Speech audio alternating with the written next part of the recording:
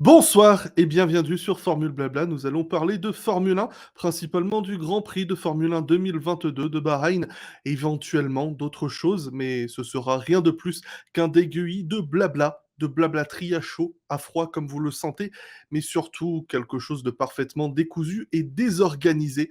Donc on va essayer de condenser tout ça plus tardivement dans la semaine, lorsque j'aurai eu le temps de revoir, ce Grand Prix plus en profondeur et que je ne sortirai pas tout juste du visionnage en direct. J'ai regardé le Grand Prix en direct. Je suis fier de pouvoir le dire, c'est pas le cas de tout le monde. Donc, parmi vous, si jamais vous vous sentez, un peu exclu, dites-vous que c'est simplement réservé à une petite élite dont je fais partie de d'avoir accès à la Formule 1 en direct live, mais c'est pas grave. Oui, donnez-moi un nez rouge, c'était parfaitement ridicule, c'est que j'ai eu un souci du début du live, je sais pas pourquoi, du coup j'ai coupé tous les micros et j'ai oublié de les remettre. Mais c'est pas grave, on va faire comme si il ne s'était rien passé. Bonsoir Arthur, bonsoir Lucas, bonsoir Julien, bonsoir Roland, Jared, Clément. Je vois un peu de beau monde qui nous rejoint, Lorraine, Barberousse, Tonton Strigone, bonsoir. Et et puis voilà, donc on va faire comme si de rien n'était. Oui, je c'est exactement ça, je ne faisais que bouger les lèvres pour tout vous dire. Voilà, donc là, je le fais très bien d'ailleurs. Bon, je sais que ça peut arriver par moment que certains d'entre vous débarquent, sans avoir vraiment regardé la course, même si je pense que pour la première de la saison du nouvel ère particulièrement hypée, heu, puisse, laisser peu de spectateurs, échapper à la course, pardon, je suis en train de me perdre, dans le chat, on va éviter deux trois petites choses et laisser, les gentils modérateurs de l'AFIMG faire le travail pour que je puisse, revenir sur ce Grand Prix et vous partager que mon avis est le suivant: si vous n'avez pas vu ce Grand Prix, bah, essayez de le voir en vrai parce que si les résultats ne sont pas particulièrement, exubérant, on va dire que je pense pas qu'on puisse être surpris de cette hiérarchie après les essais privés, les résultats qu'on a eu des essais libres des qualifications. Ça reste une course qui vaut vachement la peine d'être, vécue, donc cassez-vous si vous ne l'avez pas vue et que vous avez envie de lui donner sa chance. Un petit tour sur les résultats du coup, heu, de ce Grand Prix de Bahreïn remporté par Charles Leclerc devant Carlos Sainz et Lewis Hamilton, George Russell 4e devant Kevin Magnussen, Valtteri Bottas, Esteban Ocon, Yuki Tsunoda, Fernando Alonso et Guan Yu Zhou. On retrouve en 11e position Mick Schumacher devant Lance Stroll, Alexander Albon 13e devant Danny Ric, Nando Norris, Nicolas Latifi, Nico Hülkenberg. Et enfin, dans les abandons, on a Sergio Perez, Max Verstappen et Pierre Gasly. Bon, on va commencer un petit peu dans un désordre décroissant chronologique pour quelques simplement mots sur le déroulement de ce week-end. Je pense que ce qu'il en ressort, c'est que on a eu de la course. On a eu de la course ce dimanche et il faudrait peut-être que je puisse prendre le temps de me replonger dans la saison, dans la saison dernière, mais ah tiens, je peux faire ça, c'est trop bien. Bon, on va faire comme ça. Il faudrait que j'aie le temps de me replonger dans la saison dernière pour pouvoir mieux en parler, mais là, ça faisait très longtemps qu'un Grand Prix de Formule 1 n'avait pas autant procuré d'émotions positives. Parce qu'il y a eu de l'émotion, à Abu Dhabi, il y a eu de l'émotion à Jeddah, mais c'était pas très positif. Mais là, on a de la belle émotion, on a de l'action en piste, des pilotes qui se suivent, de la stratégie. On a eu des dépassements, on a eu, des challengers, on a eu du drama avec, des, heu, des champions qui s'effondrent en fin d'épreuve. Donc on a eu un petit peu de tout et on peut en être content. Le naufrage pour Honda, je vois dans le chat, l'EMT, c'est pour le meilleur tour, c'est ça. Hem, Charles Leclerc qui, au passage, tant que j'y pense, c'est son premier hat-trick en Formule 1. Le hat-trick, c'est quoi? C'est quand tu signes la pole position, le meilleur tour et la victoire d'un Grand Prix. Un Grand Chelem, qu'est-ce que c'est qu'un Grand Chelem? C'est exactement la même chose, mais quand tu mènes l'intégralité des tours d'un Grand Prix, ce qui n'a pas été le cas aujourd'hui. Donc, cette hiérarchie je pense Ferrari s'est révélé être la force du jour, mais quand même Red Bull était juste là, juste derrière. On avait un beau sandwich Leclerc, Verstappen, Sainz, Perez et après, comme on s'y attendait, il y avait les Mercedes dans un no man's land et ensuite un petit pack qui regroupait, de la Haas, de l'Alfa Romeo, de l'Alpine, de l'Alpha Tauri. D'ailleurs, on le voit, hein, on a 4 teams, Haas en P5, Alfa Romeo en 6, Alpine en 7, Alpha Tauri en 8. Donc, il y a un vrai quelque chose. Dans ce peloton, il y a de clairs, puissance un peu plus faible dans le peloton et là, j'ai l'impression qu'on distingue 3 paquets, hein, pour être honnête, on va dire qu'il y a le haut, on va en fait, c'est même pire que ça, 3 paquets. Tu as le haut, j'ose dire, avec, Ferrari et Red Bull, Mercedes, tout seul comme on pouvait s'y attendre, mais j'ai envie de les mettre un peu dans le groupe du top 3 parce qu'on peut s'attendre à ce qu'ils s'en rapprochent au fil de la saison. Ensuite, dans un second paquet, tu vas avoir Haas, Alfa Romeo, Alpine, AlphaTauri, tout mélangé. Et ensuite, tu as les derniers, donc les McLaren, les Williams, les Aston Martin, qui sont également pas mal mélangés. Donc ça va être un challenge assez intéressant.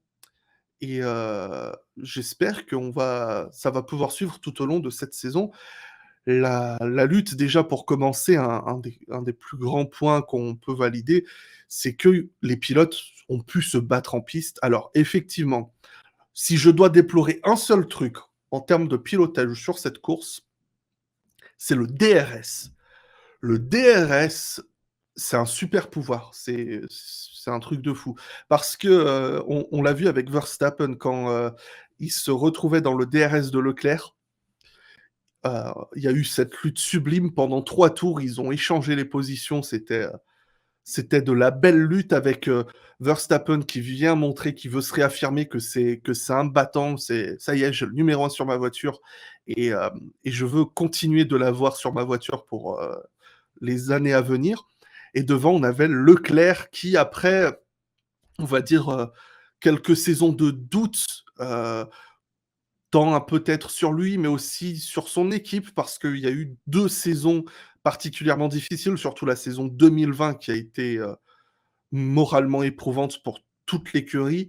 L'année dernière, il y a eu du mieux, mais Ferrari n'était pas là où il voulait être et cette année, il commence déjà avec un doublé, ce qui est sublime et Leclerc, il avait ce besoin. On sait que là, si Ferrari commence la saison comme ça, c'est fait. Ça y est, Ferrari est un candidat au titre, qu'il le veuille ou non. Alors ça se trouve, ils vont se viander et ils le seront plus du tout dans 5-6 courses parce qu'ils seront loin. Mais le truc, c'est que quand tu commences la saison avec la pole et un doublé, tu es obligé. Ça y est, tu t'inscris dans la lutte au titre mondial et tu ne peux pas commencer forcément, c'était dans la tête de tout le monde. C'était dans la tête de Red Bull, dans la tête de Ferrari, de Leclerc, Verstappen, Sainz. Tout ce beau monde a compris tout de suite, le championnat, il débute maintenant. Et si Leclerc, il commençait un petit peu à se faire taquiner par Verstappen un peu trop, bah, c'est déjà un ascendant psychologique de perdu. Et il s'est très bien défendu. Il a su très bien attaquer. Donc un petit peu se rappeler que se battre dans le peloton, c'est une chose, se battre aux avant-postes, c'en est une autre. Quelque chose qui est important de rappeler parce que, se battre aux avant-postes, on le voit chez certains pilotes très talentueux, ils n'ont pas la même, étincelance pour certains quand ils passent du peloton aux avant-postes.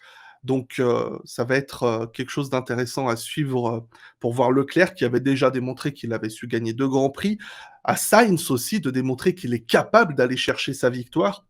Mais voilà, pour cette lutte Verstappen-Leclerc, il y avait ce vrai combat, psychologique et j'en reviens à mon point sur le DRS parce que Verstappen souffrait, visiblement de problèmes hydrauliques, dans la direction également et principalement au niveau du moteur. Après, à écouter Christian Horner, on ne sait pas du tout ce que c'est. À écouter, les communications radio. On ne sait pas vraiment ce qu'on peut en tirer des communications radio du stand Red Bull avec les pilotes, parce qu'on ne sait pas si les informations qu'ils communiquent sont justes ou pas, parce que ils ont peut-être pas envie de donner trop d'indices, sur, ce qui se passe réellement en interne, donc on ne peut que spéculer, mais évidemment, c'est tout à fait relaté au moteur. Mais apparemment, Verstappen se plaignait de problèmes dans la direction. Donc, ça va être, toutes ces informations font que Verstappen était dans une, situation difficile et que malgré tout, en ayant le DRS, il a réussi à chasser Leclerc pendant 2-3 tours, mais dès l'instant qu'il est sorti de cette zone de DRS, il était plus là et c'est un il devait remonter 7-8 dixièmes, je crois, dans la ligne droite. Enfin, c'est un truc incroyable et avec Leclerc qui le reprenait juste derrière parce qu'il chopait le DRS. Donc c'est peut-être un point un peu négatif de la lutte, mais ce que disaient les pilotes, après la course, de ce que j'ai pu en entendre, c'est qu'effectivement dans ce pardon, sans ce DRS, c'est pas plus facile de dépasser parce que, je constate effectivement et on l'a vu sur, notamment les luttes lorsqu'on avait, pas de DRS ou Verstappen simplement lorsqu'il était hors de la zone de DRS de Leclerc, ça remonte pas vraiment en ligne droite sans, quoi. Même avec un peu d'aspiration, il était à 1 seconde 1, il a rien rattrapé parce que ses ailerons arrière sont tellement massifs, génèrent tellement, un effet parachute dans les lignes droites, qu'en ouvrant le DRS, il y a un énorme gain en ligne droite, mais l'aspiration apparemment n'est pas assez, voilà, faut aller la chercher de beaucoup plus près pour qu'elle soit efficace. Donc, pour le coup, il y a peut-être un équilibre à trouver sur ce côté-là, mais on l'a vu, enfin, dans toutes les luttes qu'on a pu voir dans le peloton, on voit une caméra embarquée d'un pilote qui en trace un autre, qui en suit un autre, pardon, et il arrive à le suivre, il arrive à l'attaquer et ça, c'est déjà un énorme point positif. Il y a plus tous ces coups de sous-virage, oui, pardon, où on voit qu'on corrige, on détruit ses pneus avant. Non, là, on a eu à plusieurs occasions, la chance de pouvoir observer, des luttes de près. Je pense à la lutte Bottas-Tsunoda qui a duré pendant une bonne partie du second tiers de course où, Bottas est resté à peu près 1 seconde de Tsunoda sans réussir à le passer, mais où il était quand même derrière, on le voyait qu'il était collé. Ricciardo et Stroll aussi, je crois, c'était peut-être, où ils ont passé quelques virages dans la section vraiment sinueuse et pareil, Ricciardo n'a pas semblé, perdre l'avant ou quoi, donc on sent déjà que sur ces voitures, c'est beaucoup plus simple de se suivre. Donc c'est, un énorme point positif à en retirer. Je vérifie. Oh, c'est rien. D'accord. Faut vraiment que je garde, mes alertes de côté. Oui, j'avais pas de son.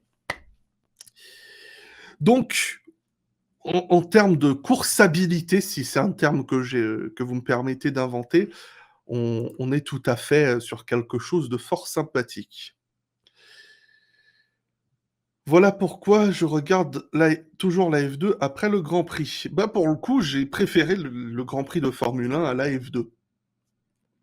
Après la course de F2, c'est très mal terminé ce matin, mais c'est un autre sujet. Donc, maintenant qu'on a, un peu établi les bases de ce qu'on a pu constater de cette nouvelle réglementation, on peut peut-être entrer, sur les résultats purs et durs et effectivement Ferrari, incroyable, surtout Leclerc, hein, faut l'admettre. On n'est qu'à la première course. On est sur un tracé où Charles Leclerc est très bon. C'est un tracé qui lui réussit très bien, qui convient très bien à son style de pilotage.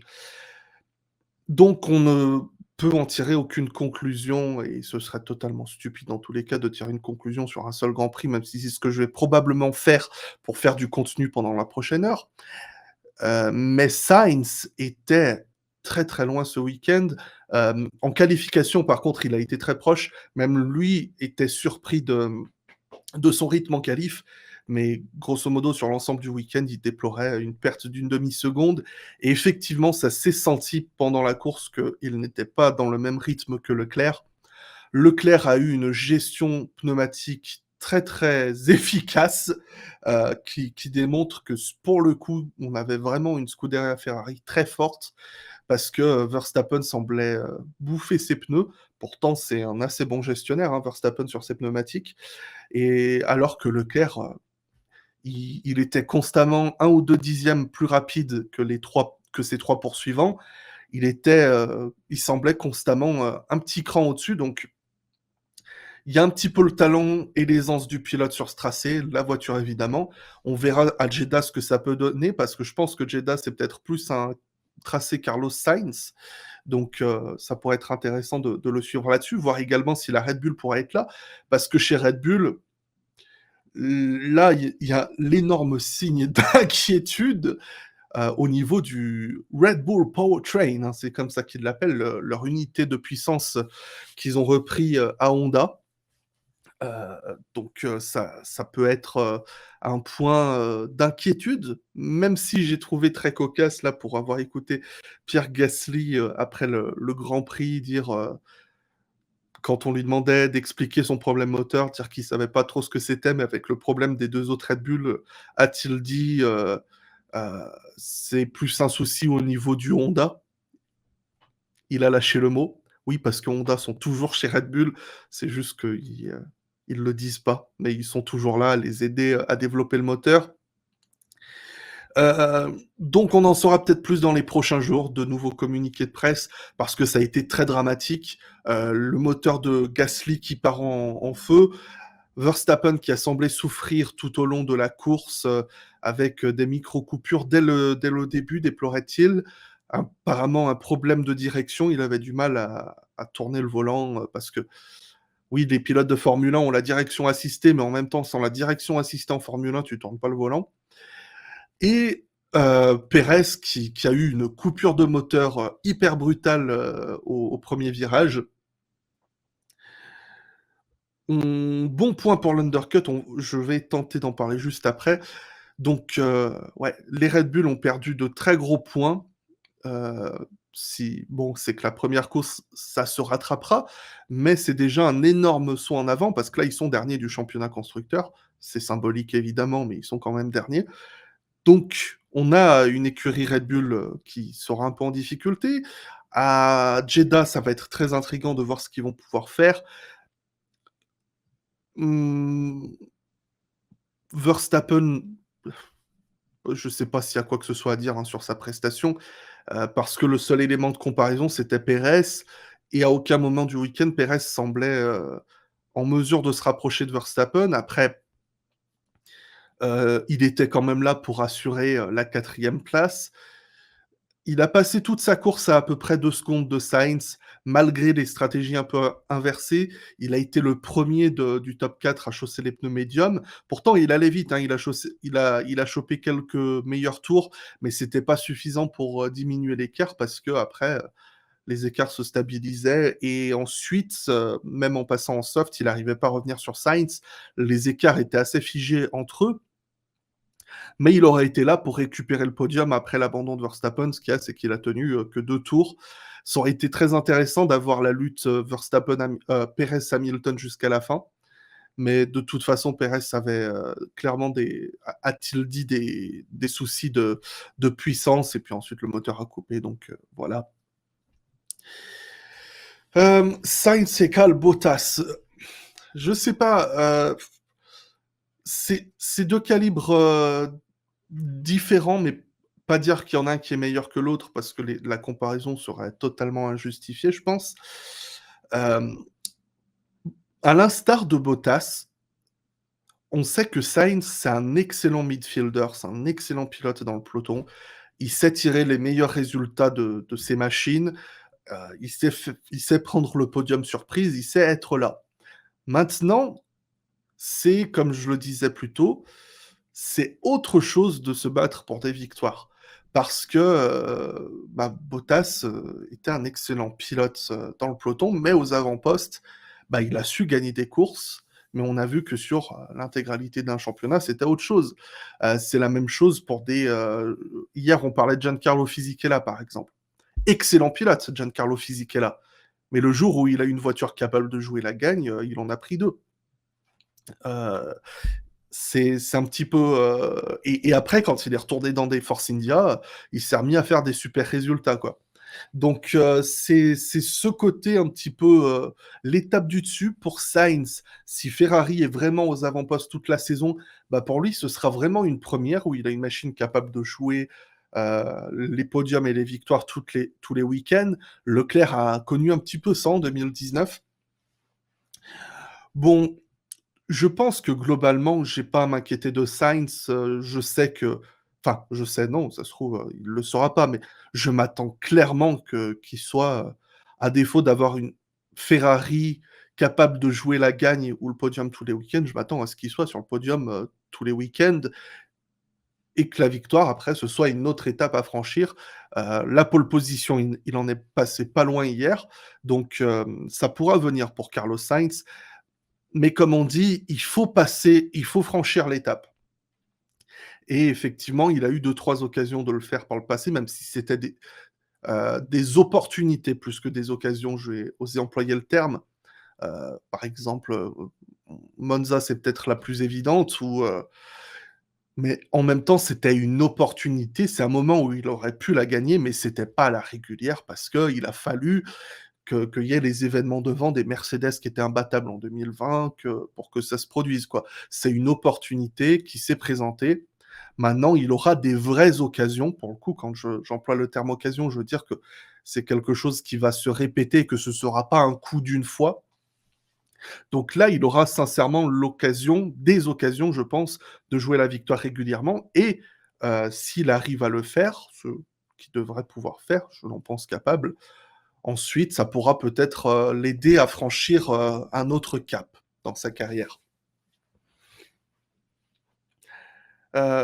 «Tu es amoureux de moi?» mais arrête, faut pas le dire, je vais rougir, arrête, on est devant internet. Moi aussi je t'aime.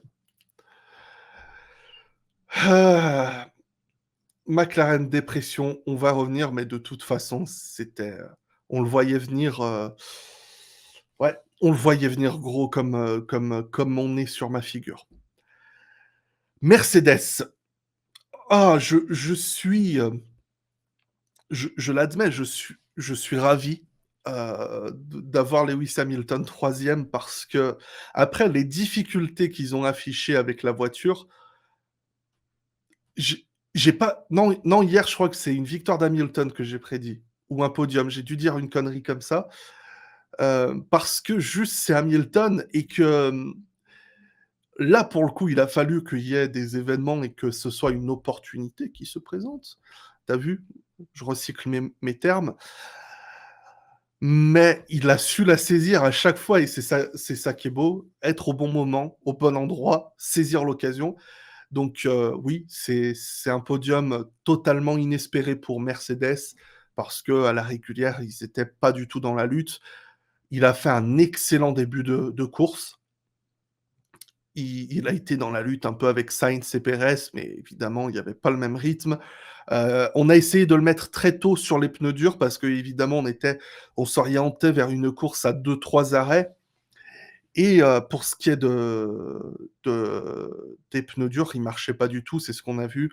Seuls les pneus médiums marchaient réellement sur cette course.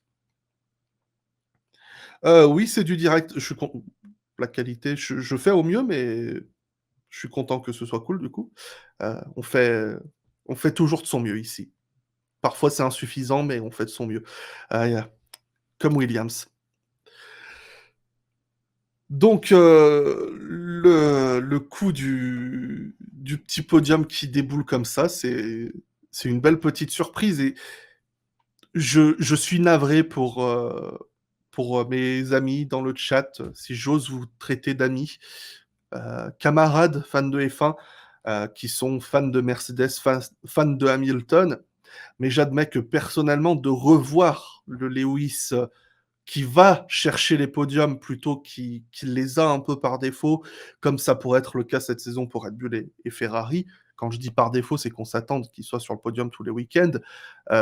Si le revoir dans cette position où de chasseur, d'opportuniste, c'est pour moi, c'est vraiment ce qui rappelle que c'est pas juste un gars qui a gagné des titres parce qu'il y avait personne, devant lui. C'est aussi un gars qui a gagné des titres, qui s'est retrouvé dans cette position parce que c'est un talent exceptionnel et de le revoir briller de la sorte, ça a été très, très beau. Un petit mot sur les stratégies, effectivement. Alors, on en a parlé dans le live tout à l'heure sur Twitch, mais bon, ça vaut ce que ça vaut. Heu, on va en parler plus largement ici sur le YouTube. L'an dernier, en Formule 2, on a pu constater, ces pneus 18 pouces en action, puisqu'ils les avaient déjà en Formule 2. La première chose qu'on en a ressenti, c'est que l'undercut, qui, je le rappelle, pour les petits nouveaux, ce qu'on qualifie d'undercut, littéralement sous-coupé, on va rester sur undercut parce que ça fait moins moche et que tout le monde dit ça. C'est quand tu es derrière un concurrent et que tu vas passer au stand, chausser des gommes fraîches, donc tu perds du temps et de la position en piste, mais pendant ton tour de sortie, tes pneumatiques vont te conférer suffisamment de grip pour aller plus vite et diminuer le temps, d'un arrêt au stand pour faire en sorte à ce que le gars devant toi, quand il s'arrête, il se retrouve physiquement derrière toi en piste. On a vu ça l'an dernier avec les Formule 2 et on l'a vu un petit peu cette année. Ces pneus 18 pouces sont tellement longs à mettre en température que du coup, on perd beaucoup de temps à la sortie des stands. On l'a vu tout de suite avec Hamilton quand il a chaussé les durs. En plus, c'est les plus longs à mettre en température.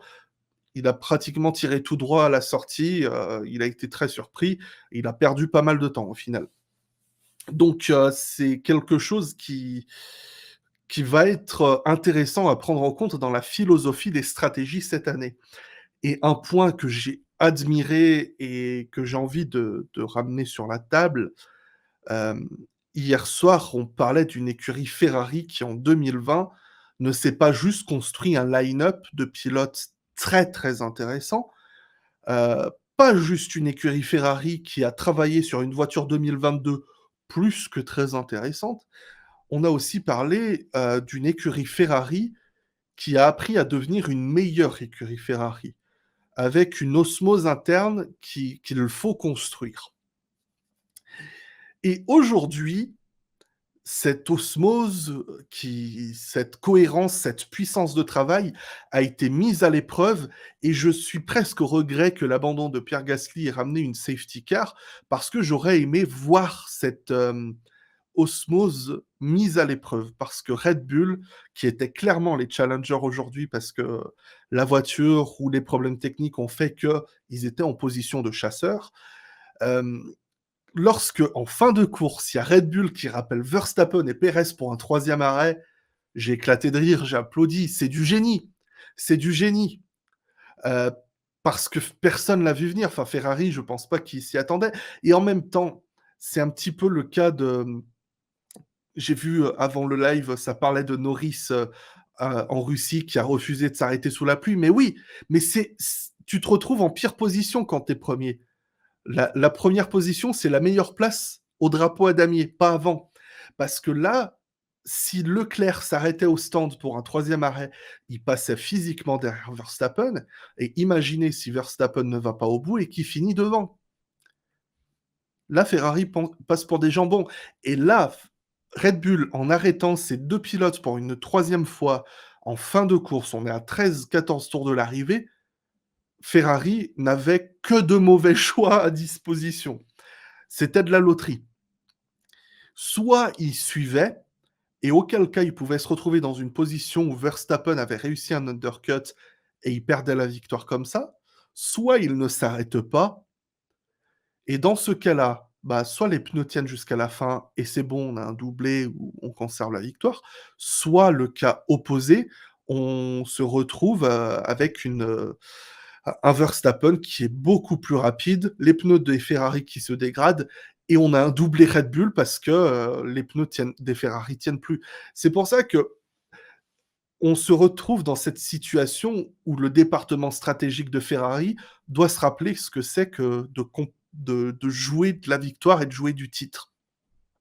Et Red Bull, c'est quelque chose que j'avais énormément apprécié à Bahreïn l'an dernier, c'est que quand, heu, Mercedes, pardon, leur sort le même coup que Hamilton est derrière Verstappen et qu'ils arrêtent Hamilton avant, forçant Verstappen à faire un choix, copier ou ne rien faire, ben, Red Bull a dit: «Non, on va faire différemment».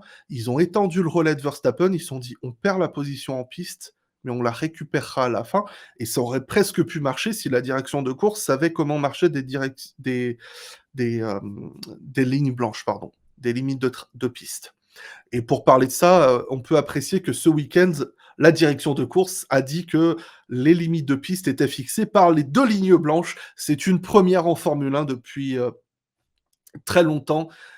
On n'a plus de notes de course qui dit, dans tel virage, les limites de piste, c'est 5 mètres après la ligne blanche. Non, là, c'est la ligne blanche.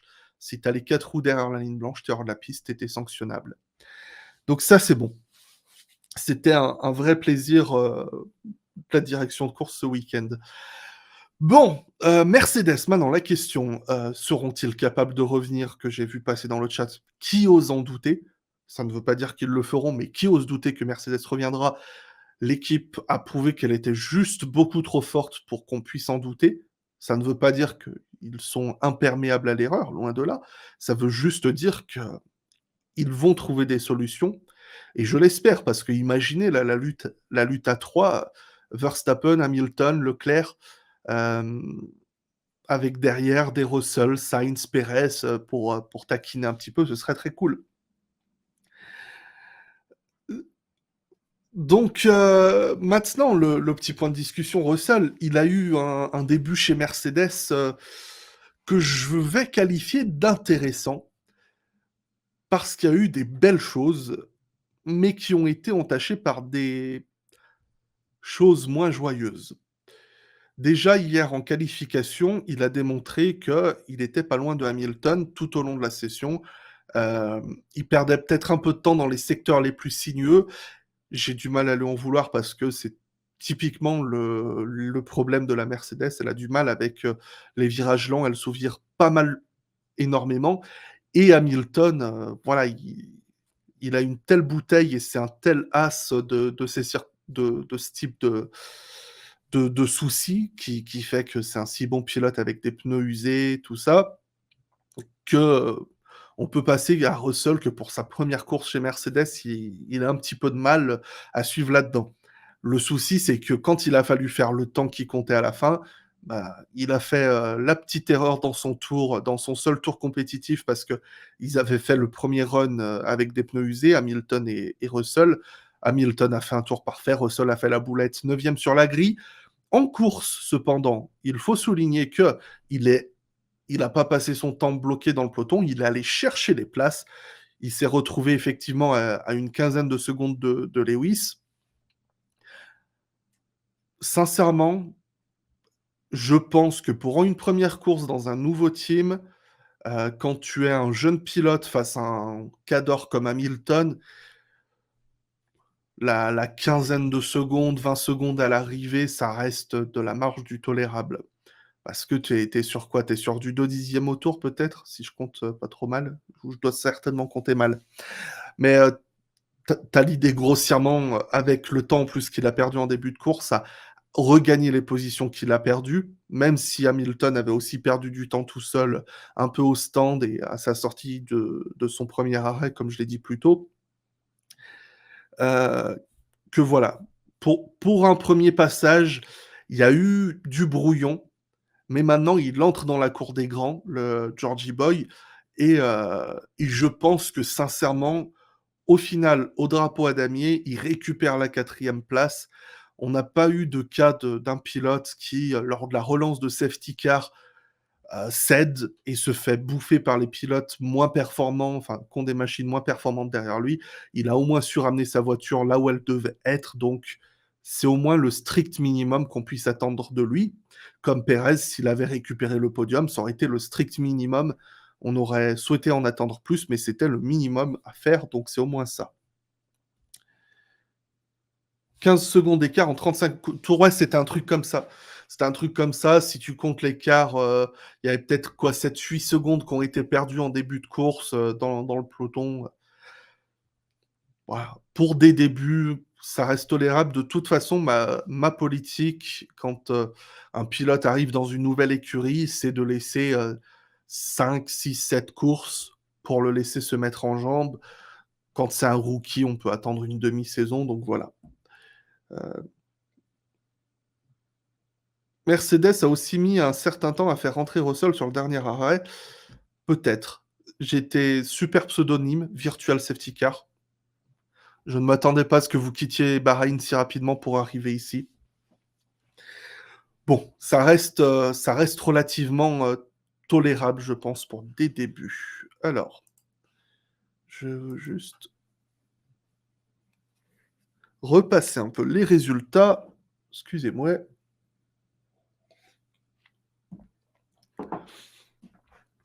Kevin Magnussen.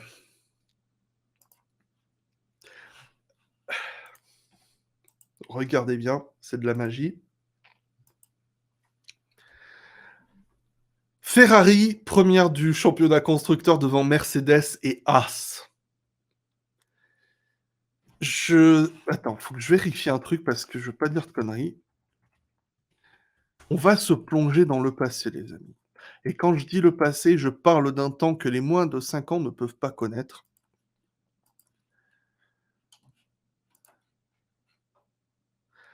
Ouais, j'aurais dit une bêtise alors, si je l'avais dit, donc je ne vais pas le dire. J'essayais de me rappeler si Haas avait déjà été aussi haut au championnat constructeur. Eh ben non, parce que je regardais 2016, mais en 2016, non, c'était Mercedes, Ferrari, Williams, Red Bull, et ils étaient cinquièmes. Donc non, sublime, sublime début de saison de Haas.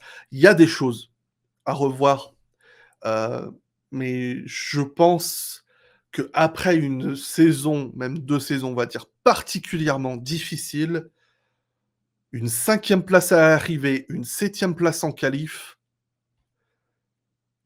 ça nous aide à oublier ce qui est les deux trois trucs qui vont pas. Très sincèrement. Parce que je ne pense pas que Magnussen aurait pu faire mieux que cinquième aujourd'hui. Peut-être que Schumacher aurait pu grappiller un point ou deux, mais on va pas lui en vouloir. Donc c'est un petit peu la remise en forme. K-Mag, comme je le disais, c'est presque, il est passé du grand méchant au pilote que soudainement tout le monde se dit: «Ah, ça fait plaisir de le revoir». Moi, comme je le dis, c'est un pilote qui, dans le peloton, me fait plaisir. On l'a vu très agressif, dans le peloton de nouveau, pour aller chercher des places, pour se défendre. C'est un petit peu ce qu'il faut. Il y a eu des petites erreurs, notamment il perd la position face à Russell, je crois, je sais plus, pardon, en tirant tout droit au 1er freinage. Bah, bah et de manière générale, j'ai envie d'étendre là-dessus. On a vu un truc que j'adore en Formule 1.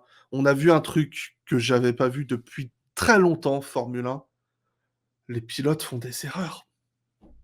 Je Pour moi, la Formule 1 n'a pas son charme si, comme lors de ces dernières saisons, il y a pratiquement aucune erreur de pilotage, parce que ça démontre juste que peut-être les machines sont un peu trop, et c'est ce que disaient pas mal de pilotes, hein, devenues, faciles. Alors, évidemment, c'est pas à la portée de n'importe qui, mais pour un pilote, c'était devenu, que ce soit sur les points de freinage, le grip dans les virages lents et rapides, les machines étaient devenues assez prévisibles, ou ne demandaient pas les mêmes, intuitions de pilote que les Formule 1 précédentes, que les voitures, que les monoplaces dans d'autres catégories. Si Mazepin, il faisait des erreurs, oui, mais bon voilà, on va dire que les erreurs des As l'an dernier, sont dues pour le coup à une voiture qui n'était pas du tout prévisible. Mais à part ça, le coup le fait que ces machines permettent, aux pilotes d'être en dessous de leurs, limites, font justement qu'il y aura des erreurs. Parce que j'ai pu lire plutôt dans le chat, certaines personnes déploraient qu'en début de course, les F1 étaient plus lentes de 8 secondes. Alors effectivement, hein, il y a la gestion des gommes, il y a aussi le fait que les F1 ont 90 kilogrammes de plus peut-être en début de course, enfin, elles ont le réservoir à plein, pas comme en qualif. Mais aussi, on a des points de freinage qui sont beaucoup plus tôt avec ces nouvelles machines qui ne permettent pas de freiner trop tardivement, sinon, on l'a vu, on bloque les roues, on va tout droit ou on sous-vire trop dans le virage. Il faut vraiment trouver le bon point de freinage et c'est quelque chose qui a pu causer des erreurs, qui va causer d'autres erreurs, je l'espère, parce que c'est justement ça qui fait la puissance de ce sport, quoi, de sentir qu'ils sont à la limite. Quand Verstappen, dans sa dernière tentative de dépassement contre Leclerc, bloque ses roues, techniquement, bah, ça lui coûte le DRS au tour suivant et c'est ça qui a fait qu'il a autant décroché ensuite. On a vu Alonso. Alonso, il a eu beaucoup de blocages aujourd'hui. Ça a détruit très rapidement ses gommes, alors Alonso, il a un super résultat, mais je l'ai plus souvent vu hors de la piste, détruire ses gommes très rapidement. Je me replongerai évidemment en temps voulu plus profondément dans la course au cas où je dise des bêtises, auquel cas je m'excuse. Mais Nando, aujourd'hui, je l'ai senti un petit peu à tatillon sur la machine. T'as relancé le live juste pour lancer une pub. Sublime. Plus sérieusement, on a vu ces petites erreurs, donc voilà, on va dire que K-Mag, il s'en sort pas mal sur le résultat final. Schumacher termine à la porte des points. Il doit être frustré, mais en même temps, heu, c'est comme si Schumacher n'avait pas roulé en 2021. Il a passé son année à faire des essais libres le dimanche dans une machine impilotable et contrairement à Magnussen qui, lui, est parti courir dans d'autres compétitions où il y avait d'autres concurrents, bah, c'est, l'instinct de racer comme disent les professionnels, anglophones, fait que, il a pu continuer à aiguiser ses sens alors que Schumacher, la dernière fois qu'il s'est battu dans le peloton, c'était en Formule 2. Il a eu une course en Hongrie l'an dernier où il a essayé de se défendre, mais se défendre, c'est pas attaquer. Malgré tout, Schumacher, eh ben, c'est bien, heu, parce qu'il part plus d'une base d'un pilote qui fout des tatanes à un coéquipier complètement paumé et avec pas de concurrence. Il se retrouve perdu dans la mêlée et ça va être à lui d'en ressortir de cette mêlée et c'est presque un nouveau début pour Schumacher et et je pense que ça va être intéressant de suivre son évolution parce que c'est un pilote qui a démontré tout au long de sa carrière qu'il y allait étape par étape. Et j'espère que au fil de la saison, bah, on aura une belle compétition interne chez As entre les 2. C'est toi, tu beau, dame blabla. Maintenant, pour As, on peut être que content pour eux. Honnêtement, je ne suis pas surpris de les voir ici. En fait, j'étais étonné qu'on ait si peu confiance en eux. Alors, évidemment, avoir sacrifié 2021 pour 2022 ne veut rien dire. Ça ne veut pas dire que l'écurie sera compétitive, mais ça veut au moins dire que, rien du tout. Mais ça ce qu'on a vu aux essais privés, ce que je voulais dire, excusez-moi, c'est qu'ils savent, ce que vaut la voiture dans ses grandes lignes. Parce qu'à Bahreïn, ils ont beaucoup tourné, ils ont pu faire de longs relais, ils ont pu faire des relais compétitifs avec peu d'essence et montrer qu'il y avait du rythme dans la voiture et puis derrière, dans les backgrounds, on sait que, ils ont un super colocataire à Maranello, qui peuvent un peu, entre 2 pauses café, comme disait je sais plus quelle équipe, aller les guider un petit peu. Donc ouais, pour As, c'est des bons débuts. Maintenant, Magnussen, j'ai apprécié, il a les pieds sur terre. Il disait: «C'est des bons débuts, mais on s'est déjà retrouvé dans cette situation d'avoir un bon début de saison et ensuite d'être perdu. Donc oui, rien n'est gagné pour As. Il va falloir que l'équipe maintenant, ils sachent développer cette voiture et qu'ils l'améliorent au fil de la saison et on pourrait avoir un beau challenger, avec eux.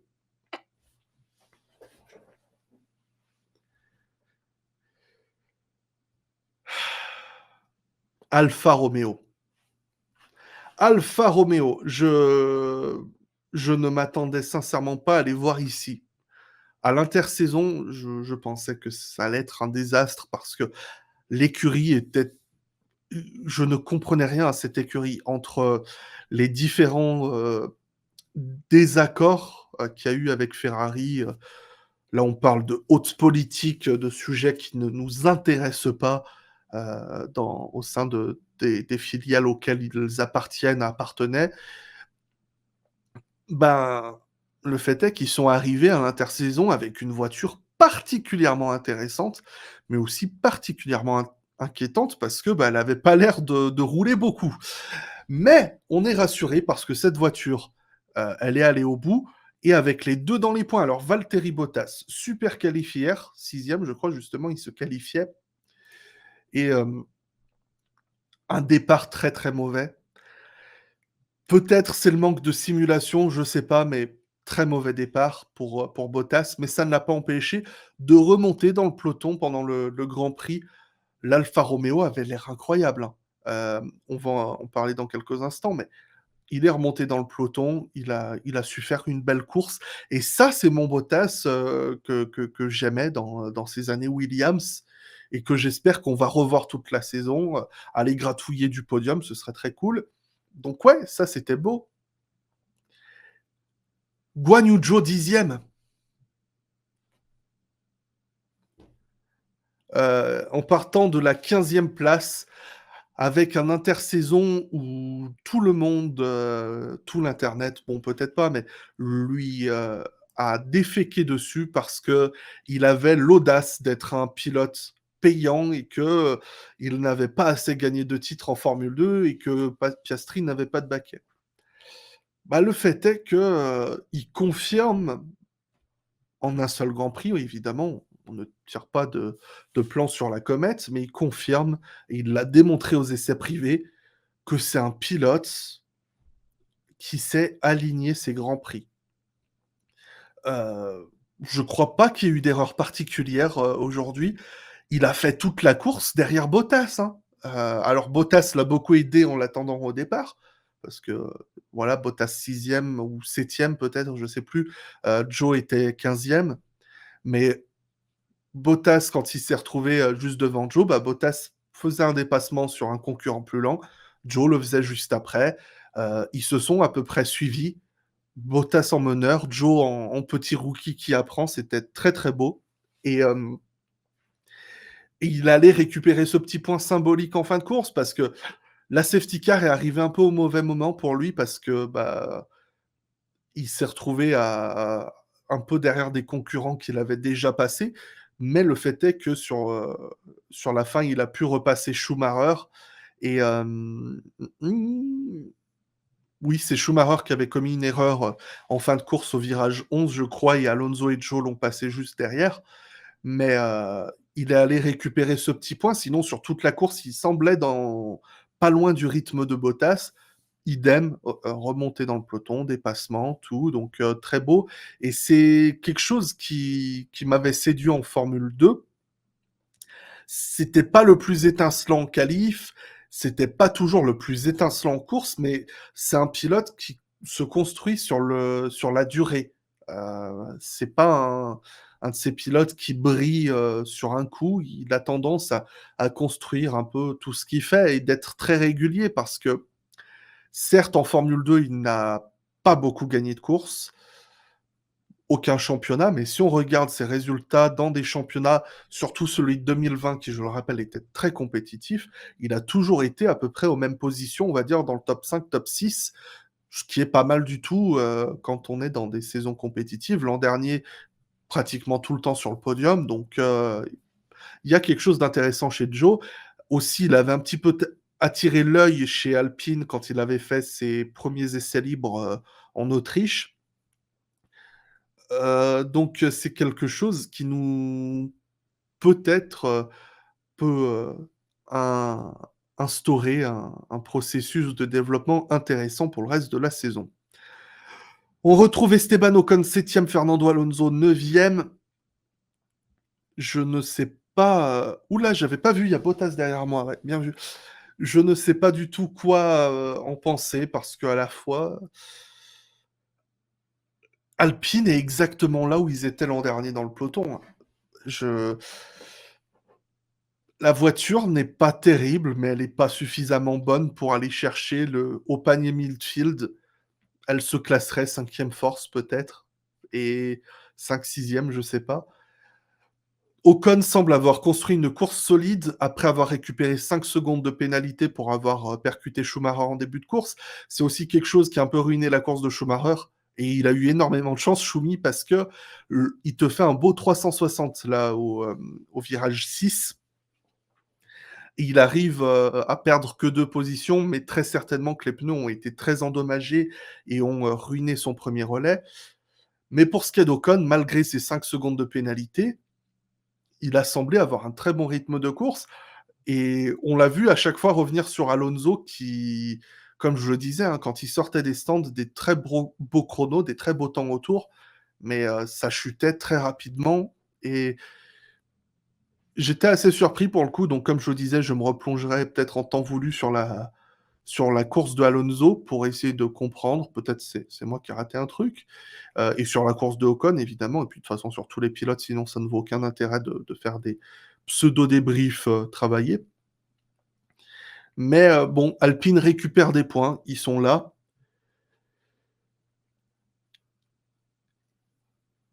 Tsunoda prend la 8e place.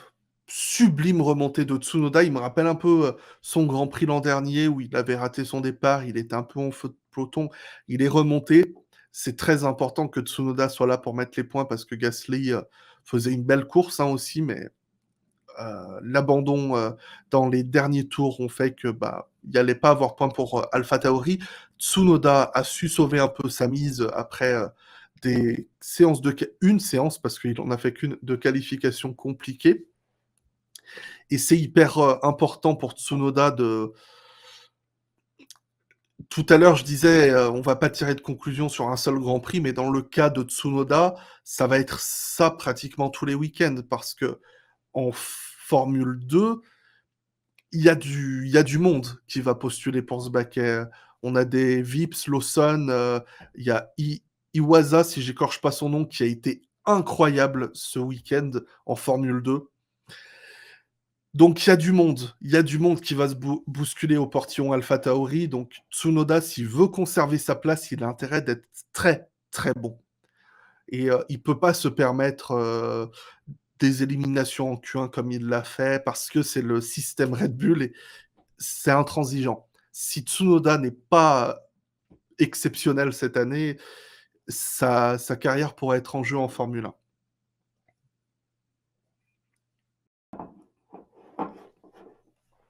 Il y a vraiment des gens qui sont pour Hamilton, mais pourquoi être contre un pilote? C'est ça que je comprends pas. Pourquoi être contre? C'est pas une question d'être pour, c'est pourquoi être contre? Voyons. Il y a que de l'amour. Hem,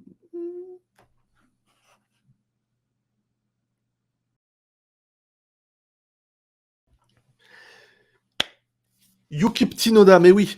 Heu, Conclusion rapide un peu sur les déceptions du week-end. Alors, Aston Martin, ça patoche dans le fond. Stroll, bah, il a fait un week-end à la Stroll, c'est-à-dire que le week-end, il arrive un peu à la bourre et puis, il rate le début du cours et il a pas ce qu'il lui faut pour faire quelque chose de décent. Mais en course, bah, voilà, il remonte un peu dans le peloton, des beaux départs, tout ça. Hülkenberg, il l'avait annoncé, la course allait être particulièrement compliquée parce que, la dernière fois qu'il est rentré dans une voiture de course, c'était le Nürburgring 2020 et je comprends pas Nico Hülkenberg, parce que, OK, il adore la Formule 1, il veut pas la quitter, mais il y a un tas de j'en suis persuadé, de constructeurs qui seraient ravis de lui donner, une petite place, dans d'autres compétitions. Je veux dire, même Magnussen, quand il était pas en Formule 1, il était actif. Hülkenberg a rien foutu pendant 1 an et demi pratiquement, à part du simulateur. Si tu as envie d'être un bon pilote d'essai, un bon pilote remplaçant, parce en termes de rythme, il a été très bon, hein, le vendredi, le samedi, heu, il colle 250 millième à Stroll en qualif, qui est encore une fois pour moi difficile à accepter que le titulaire se fasse prendre, une petite tape, sur les doigts du remplaçant. En course, il y a eu des erreurs. En termes de rythme, j'ai rien vu de flamboyant, donc je vais pas plus entrer dans le détail parce que j'ai pas assez eu le temps de j'ai envie de dire quand il y a des luttes pour la victoire, ce qui se passe en 17e place, voilà, on va être d'accord.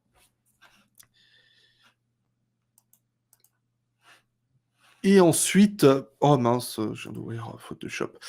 C'est pas grave. Et ensuite, pour, les Williams, bah, Alex Albon qui termine donc 13e. Pas mal, pas mal pour son retour. Belle qualif hier, il expliquait qu'il y avait peut-être plus à aller chercher dans la monoplace. Le seul souci, c'est qu'ils avaient plus de pneus neufs parce qu'ils avaient tout passé en Q1, ils s'attendaient pas à passer en Q2. Et en course, bah, il a été compétitif, j'ai trouvé, bon, dans le peloton et ça, c'était un vrai plaisir de voir que les pilotes se suivaient, mais bon, ça, je l'ai déjà dit au début, mais juste quand je repense aux Williams, on les a vus dans le peloton. Il y a pas de vraie lanterne rouge, j'ai l'impression. Ça on n'a plus cette Haas ou cette Williams qui est toujours dernière. Si on peut avoir un peu du renouvellement, de la lanterne rouge tous les week-ends, ça peut être, un challenge intéressant. Et Latifi, bah, il était dans la Williams. Il était là ce week-end. McLaren, j'ai cru comprendre qu'il y avait beaucoup de fans de McLaren par ici qui ne comprenaient pas. C'est, c'était gros comme ma barbe sur mon visage, si j'ose, l'expression, parce que le manque de fiabilité aberrant de la voiture, en essai privé a fait qu'ils n'avaient pas de quoi, correctement régler, améliorer la monoplace et surtout, les longs relais, c'était ça le plus problématique. Là, Ricciardo finit devant Norris 14-15. Je pense que sans la safety car, les 2 finissaient pas, aussi haut, quoique il y a 2 abandons derrière, donc enfin 3 abandons, donc en fait, ils auraient fini 17-18. Norris nettement devant Ricciardo malgré tout sur l'ensemble de la course. C'est juste à la safety car que les positions ont été inversées.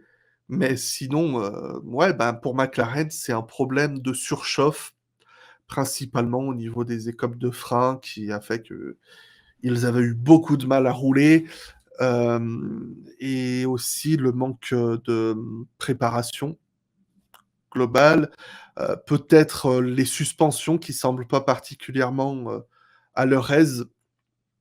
La voi voilà, la voiture semble manquer de beaucoup de souplesse et je ne sais pas quoi dire d'autre honnêtement sur l'écurie, moi, j'ai juste envie d'en rire parce que je suis quelqu'un de particulièrement méchant et cynique. Parce que souvenez-vous, je vous en supplie, d'il y a quelques mois quand Ferrari faisait des beaux résultats en fin de saison et que McLaren chutait et que tout le monde riait à la tronche de Ferrari en disant: «Oh là là, oui, mais McLaren, ils sont déjà sur la saison prochaine, ils pensent long terme». La saison prochaine, eh ben, McLaren sont 14 et 15 et Ferrari sont 1er et 2e. Qui s'est sincèrement concentré sur 2022? Ferrari, parce qu'ils ont rien foutu sur 2020 et 21. Hem, En 2020, ils ont compris qu'il y avait rien, ils ont tout planché pour, faire quelque chose de potable en 2022 et ensuite, ils ont tout concentré sur, 2022. J'ai peut-être dit 2 fois 2022, mais tu as compris. Bonne voiture, pour 2021 pour être moins loin et ensuite tout focaliser sur 2022. Le fait est que ça marche, ça a pas mal marché pour eux. McLaren, on en saura peut-être plus dans quelque temps. Je pense que de ce qu'on a vu quand même, à Barcelone, la McLaren n'a pas l'air d'être désastreuse non plus. Ça a surtout l'air d'être un souci de manque de connaissance de la voiture, peut-être des problèmes liés, au manque de roulage globalement et aux soucis de surchauffe rencontrés. Donc si l'écurie arrive à pallier à ce problème, peut-être qu'à la mi-saison, on peut s'attendre à ce qu'il soit déjà de retour dans les points et après sur la fin de saison qu'il se rapproche plus loin.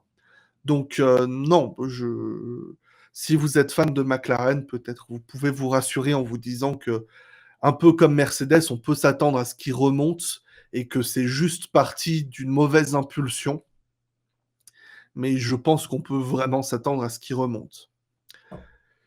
Bon, je vais jeter un petit coup le chat, parce qu'on a parlé pendant une bonne heure, donc ma blablaterie perso s'arrêtera là. Pour ceux qui veulent, continuer à interagir dans le chat, je vais, regarder deux trois petits messages et puis, on se dira bonne nuit pour que je puisse, vous préparer, ma nouvelle recette 2022 des reviews de Grand Prix, pour, essayer de proposer quelque chose de nouveau. Parce que j'aime bien faire des trucs différents. Si vous êtes abonné à cette chaîne, vous en êtes pas peut-être rendu compte, mais j'aime bien faire plein de trucs différents. J'espère que vous en êtes rendu compte quand même parce que en termes de trucs différents, il y en a 2-3 quand même. Alors, Alien Joe, j'en profite pour tacler celui qui avait dit en commentaire que Ferrari fera une stratégie pétée ou oubliera un écho dans un cylindre. Mais oui, mais obligé. C'est Gaël qui a dit ça, non, hier peut-être, je sais plus. Mais oui, non, mais au bout d'un moment, quand tu as vu les opportunités qu'a gâché Ferrari en 2017, 18, 19, t'as plus foi dans l'équipe. Mais Ferrari a été très intelligent, vraiment.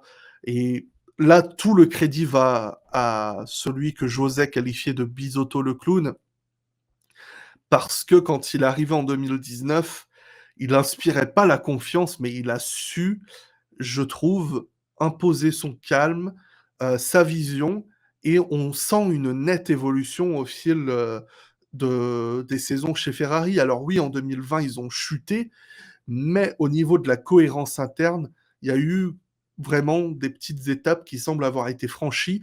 Peut-être que 2022 en sera une nouvelle. Je ne sais pas si vous avez remarqué, mais ils ont fait 6 pit stops en moins de 3 secondes. Oui, les pit stops étaient assez longs, cette semaine. Alors, il y a aussi peut-être la question des roues qui sont plus grosses, donc je n'en sais pas du tout. Mais ouais, tout le monde était à peu près sur des pit stops en 3 secondes. Alpine n'évolue pas, Alonso m'a semblé en difficulté dans sa gestion des pneus, je l'ai tout à fait ressenti. On a été trop dur avec Binotto. On est peut-être d'accord là-dessus. Ferrari peut-il survivre face à Red Bull et Mercedes en long terme? C'est une question intéressante. Euh, c'est une question intéressante parce que Red Bull et Mercedes ont prouvé que... alors, ils peuvent se planter hein, aussi. Personne n'est à l'abri de rien. Mais on sait que c'est des équipes très fortes. Je le disais il y a quelque temps, pour moi, à l'heure actuelle, Mercedes et Red Bull sont les plus fortes équipes du plateau, même si elles n'ont pas les meilleures voitures. En termes de line-up, de direction, de management, d'ingénieurs, de mécaniciens, c'est le meilleur package que tu trouveras. Maintenant, Ferrari, ils arrivent avec un line-up très fort, avec une voiture très forte, mais rien ne dit que le reste va suivre. Parce que je suis désolé, quand tu avais Vettel et Raikkonen dans la même équipe, on peut taper toute la journée, si on le veut, sur Raikkonen et Vettel.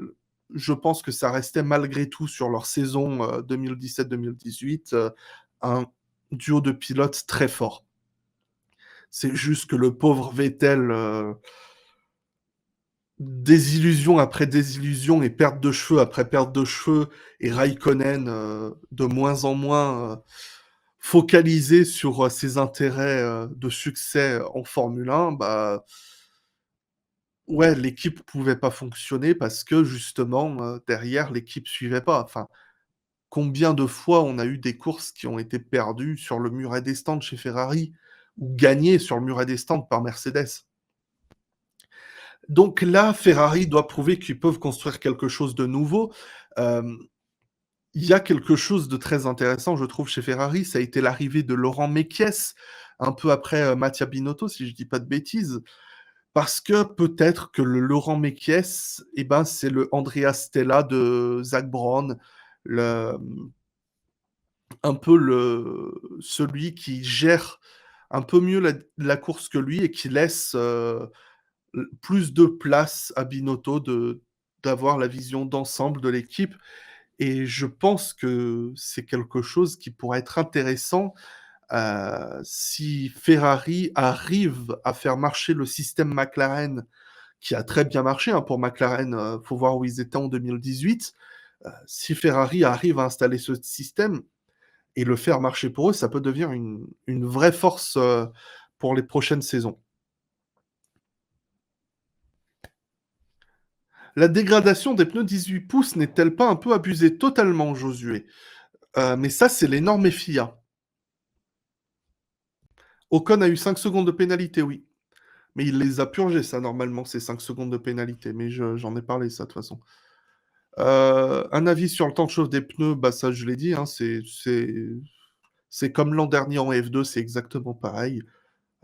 C'est simplement tu as moins de gomme, en fait. La surface de gomme est plus petite, donc mettre plus longtemps à monter en température. Silence radio pour Alonso à la fin du Grand Prix. Ça va être intéressant. Ça va être intéressant de se plonger dans les débriefings d'Alpine. Et puis voilà, McClaquet Plan. Jody. J'espère que Joe ne sera pas trop bon pour que Pourchaire se retrouve pas dans la position de Piastri. Le truc, c'est que on sait pas, Joe, de combien de temps son contrat est. Et je pense que c'est une vraie erreur de trop sous-estimer ce pilote. Parce que c'est pas un Nikita Mazepin. Même si ils ont plus ou moins été dans les mêmes championnats dans les catégories inférieures, Mazepin, c'était plus le genre de pilote à faire un coup d'éclat de temps en temps et un coup d'éclat, mais très différent le reste du temps. Joe, c'est un pilote assez discret qui construit ses week-ends, peut-être un peu comme Esteban Ocon, comme Lance Stroll, comme peut-être Albon s'il arrive à le démontrer. C'est pas un pilote qui va mettre l'univers de la Formule 1 en feu, mais c'est un pilote qui n'est pas inintéressant pour une équipe. Maintenant, pour Cher, il a bien commencé la saison, il faisait une belle course hier matin, euh, abandon. Il a fait une belle course aujourd'hui, malgré la petite touchette avec Douane. Ça va être un championnat intense. Faudra voir. On est en train d'entrer, faut pas l'oublier, dans une nouvelle ère de la Formule 1 où les choses vont beaucoup changer. Euh, Peut-être que être troisième pilote en Formule 1 ne sera plus une si mauvaise chose parce que avant les années 2010, être troisième pilote en Formule 1, c'était pas un drame. Maintenant, les années 2010 ont fait que le manque d'essais privés, être troisième pilote, ça servait à rien. Mais peut-être que si on instaure un peu des nouvelles philosophies, ou quand tu gagnes un championnat de F2, bah peut-être que t'es pas en F1 tout de suite, mais t'es troisième pilote, tu te développes au sein de l'équipe, tu roules le plus souvent possible, bah peut-être que ça peut aider à mieux préparer les débuts et à partir sur des bases plus fortes que tout de suite faire la transition. C'est quelque chose, je pense, qui faut pas voir le cas Piastri comme un échec. Faut le voir peut-être comme alors évidemment, je pense que s'il n'y avait pas Alonso, il serait en Formule 1, il n'y a aucun doute. Mais la situation de Piastri, j'ai pas envie de la plaindre tout de suite. Lui laisser du temps. Laisser du temps, voir ce que ça va donner quand il pourra démarrer en Formule 1. Faut pas non plus se retrouver sur un cas de Giovinazzi où le pauvre, il a passé pratiquement 2 ans à rien faire, à part faire 2-3 courses en GT. Et voilà. Et après, quand il est revenu, il lui a fallu pratiquement 1 an pour se remettre correctement dans le rythme. Donc, je pense sincèrement que pour le cas de Piastri et de Pourchaire, faut pas non plus trop s'inquiéter. Joe, je pense pas qu'il rapporte une belle somme sur la table juste pour faire une saison. Peut-être qu'il y a des clauses de performance et s'il les remplit, il sera là. Maintenant, le fait est que bah il y en a un qui est en Formule 1 et les cartes sont dans ses mains et c'est à Pourchaire d'aller démontrer qu'il mérite plus sa place et là, ça va être, entre les mains de chaque pilote. Alors titulariser le troisième pilote de chaque équipe au moins 2 fois par saison, ce serait bien. Il y a une équipe qui a tenté ça, ré la plus récente en date, elle s'appelle Red Bull Racing. C'était en 2005 quand ils alternaient, Vittorio Liuzzi et Christian Klien. Le truc qu'ils ont constaté et je pense que ce sera le cas aujourd'hui, c'est que c'est pas bon du tout pour les pilotes. Parce que chaque pilote veut surperformer à chaque fois qu'il a sa chance en dans la voiture, qui passe beaucoup trop de temps un peu loin des plateaux et surtout ça n'aide pas du tout au développement de l'écurie. Parce que justement, vu que tu fais entrer un nouveau pilote et ben, tu perds le retour de celui qui sort. Donc non, je ne pense pas en tout cas que ce sera un système intéressant. Moi je dis: «Il faudrait 5 voitures par équipe». Est-ce que tu es Bernie Ecclestone? Vous vous rappelez quand Ecclestone, il voulait, mettre 4-5, écuries par, 4-5 voitures par écurie comme dans les années 50? Julien Febvre disait que Aston Martin, pour pallier au marsouinage, a rehaussé le châssis, ce qui fait perdre 5-7 dixièmes au tour apparemment. Chaque équipe trouve sa solution. Mercedes, ils marsouinent à mort, hein, chez Mercedes. Ça ne les empêche pas de faire 3 et 4 aujourd'hui. Donc, peut-être que Aston Martin, c'est pas que ça le problème. Et pour ce qui est du cas des Mercedes, d'ailleurs, c'était marrant parce que Russell disait que ouais, à la fin de la course, c'était un peu le tournis. Mais bon, heu, la Mercedes marsouine, mais elle fait 3 et 4. Peut-être que l'Aston Martin ne marsouine plus, mais c'est 12 et 17. Et avec un peu de circonstances de course parce que sinon, je pense que de mémoire, les McLaren étaient un peu devant. Est-ce qu'il faudrait pas arrêter le DRS? Comme je l'ai dit plus tôt, je pense qu'il y a en vrai, je pense que oui. Je pense que oui, mais ça apporte toujours quelque chose. Faudra voir ce que ça donnera sur de prochains tracés et sinon, je pense que la chose à faire, c'est juste de réduire la zone de DRS.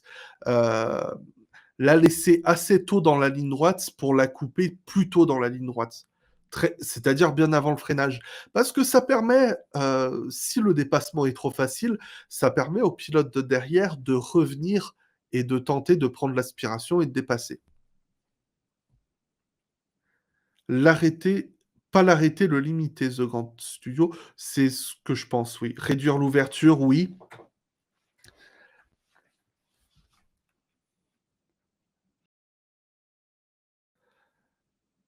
Bon,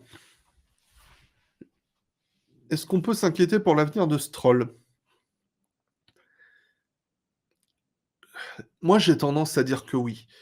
S'inquiéter, pas dans le sens où son baquet est en danger, mais dans le sens où si ses résultats ne sont pas assez, d'un standard assez élevé, je pense qu'au bout d'un moment, être le fils, du patron, ça suffit plus à justifier sa place. On verra quand Vettel reviendra, où il en sera, parce que ce sera la seule référence mais sincèrement, après sa saison 2021, je pense qu'il méritait encore sa place dans l'écurie. Maintenant, voyons ce que 2022 apportera. Bon.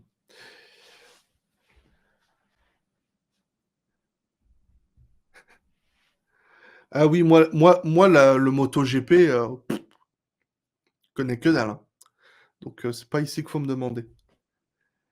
Bon, je vais m'en arrêter là parce qu'on a parlé pendant une bonne heure et quart. Hem, dans tous les cas, on se retrouvera certainement plus tard en live cette semaine pour blablater. Pour les membres, je propose qu'on fasse, le live des membres après le Grand Prix d'Arabie Saoudite. Ça nous donnera plus de matière, à blablater et puis voilà donc on peut se retrouver allez, si un petit dernier point, constructeur du coup. Mmh mh. si j'y arrive. Bon, Leclerc toujours, voilà, prend la tête du championnat. Bah, c'est la première fois de sa carrière qu'il mène un championnat. Avec le meilleur tour, il a 26 points et championnat constructeur, bah, du coup, on a 6 constructeurs qui ont marqué des points. Ferrari avec le maximum possible à 44, Mercedes juste derrière 27, As 3e, Alfa Romeo 4 et Alpine 5 et AlphaTauri 6. C'est incroyable, hein, Alpine et AlphaTauri toujours à la même place, mais c'est As et Alfa Romeo qui sont devant. Bon, c'est que la première course, je pense que sur le long terme, on peut s'attendre à voir Red Bull Racing passer de 10 à 2. Oh, j'ai mis la mauvaise couleur pour Williams, je suis mauvais. Hem, je pense que As et Alfa Romeo devraient descendre un peu, peut-être lutter avec Alpine et AlphaTauri, mais ouais, ça peut faire un bon petit paquet. Donc merci à tous de votre présence. Pardon, merci à tous de votre présence. J'espère que vous avez passé un agréablement moment. Ici, on était à peu près 1000 personnes pendant ce live. Si vous voulez un minimum faire une petite action de soutien pour la chaîne, je vous remercierai de concevoir, de laisser un petit pouce bleu. C'est un pouce de couleur bleue, même s'ils sont plus bleus, je crois qu'ils sont noirs. Et sinon, vous retrouverez ce live en replay sur la chaîne Blabla F1 VOD dans quelques heures, je pense, ou demain matin. Et évidemment, en podcast, je le mettrai en podcast, voilà, sur les Spotify, SoundCloud, tout ça. Donc, le Discord en description pour plus de bêtises, les liens des réseaux sociaux avec un S, principalement sur Twitter, en fait, je pense que je dis des bêtises. Et sinon, on se fait des gros bisous, on se souhaite une bonne soirée et on se dit à très bientôt. Bye bye.